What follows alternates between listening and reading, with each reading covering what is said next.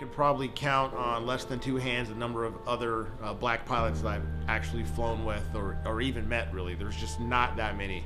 Growing up in an Air Force family, but watching airplanes take off and land every single day, even in that environment, I had very, very little exposure to aviation. Like, it was just, there was like, man, there's a bunch of guys who fly airplanes. It looks like a lot of fun, but it was never something that I thought was, for me.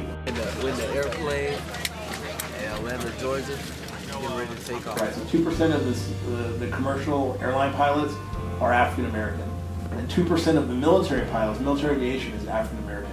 There's a pretty big discrepancy there. And I think the reason for that discrepancy, in my opinion, is just a very, very limited lack of exposure to the aviation industry. So here we are at the Wright-Patterson Air Force Base Museum of Aviation.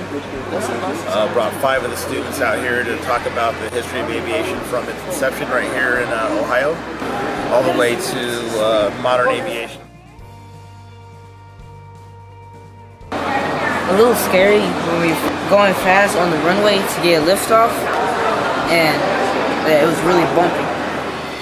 I've actually shot in a plane like this. Oh, man.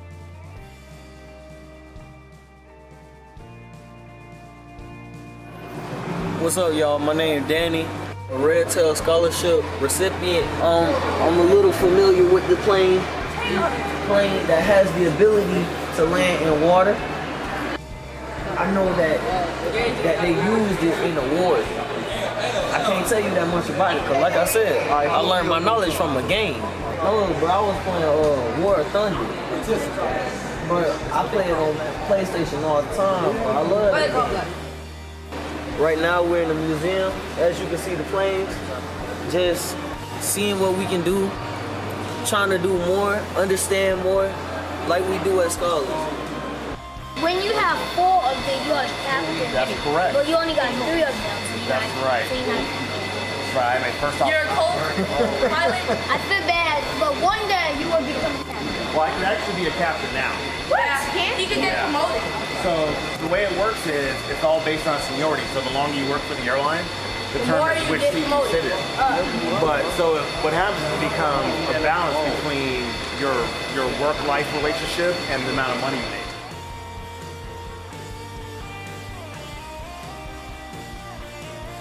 First commander of the 100th Fighter Squadron, which is the squadron I'm in now.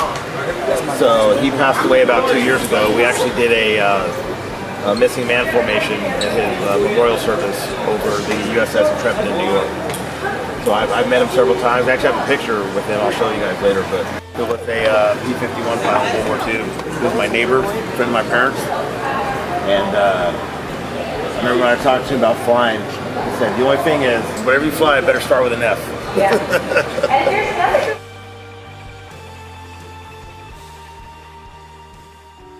So I've been part of the 100th Fire Squadron here in Montgomery since its inception here. There had been 2 other black pilots before me at different stages in time, but I was the only guy for 15 years I've been in the squadron. I've been the only black pilot. 5 years from now, you can be doing what I'm doing. You can be in the right seat of the 767 going to, terrible places like Paris and London and it's awful. Yeah, I mean, like it happens. It's amazing how fast it happens. So, not only are we trying to get more African Americans, men and women flying airplanes, interested in careers in aviation, but it's also about the exposure. So now your brothers and your sisters and your neighbors and your friends and the kids you guys go talk to, right? One day you're going to be sitting on this side of the table with 5, young guys making you feel old.